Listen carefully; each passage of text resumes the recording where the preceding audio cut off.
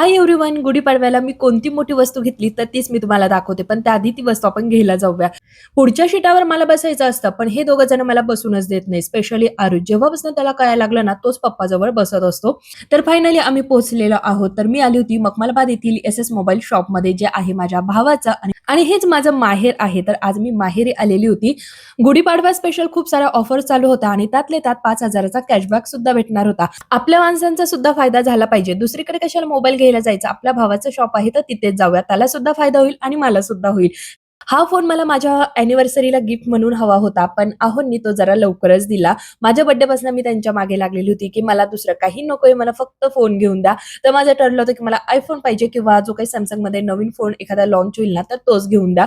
तर मी घेतलेला आहे Samsung S26 Ultra. हा फोन मी जेव्हापासून लॉन्च झालेला आहे ना, त्या दिवसापासून त्यातले फीचर्स वगैरे सगळं काही चेक करत बसलेली होती आणि फायनली मी तोच मोबाईल घेतलेला आहे. नवीन मोबाईलमध्ये फोटो, व्हिडिओ कसे येतात, तर हे चेक करण्यासाठी मी हा एक छोटासा व्हिडिओ काढला. खूप वेळ आम्ही शॉपमध्ये होतो, त्यामुळे दोन्हीही मुलं आहे ना कंटाळून गेलेली होती. कारण जो काही जुन्या मोबाईलमधला डाटा होता ना, तो सगळा मी ह्या नवीन मोबाईलमध्ये ट्रान्सफर करून घेतला. म्हटलं नको आपल्याकडनं चुकून काही डिलीट व्हायला.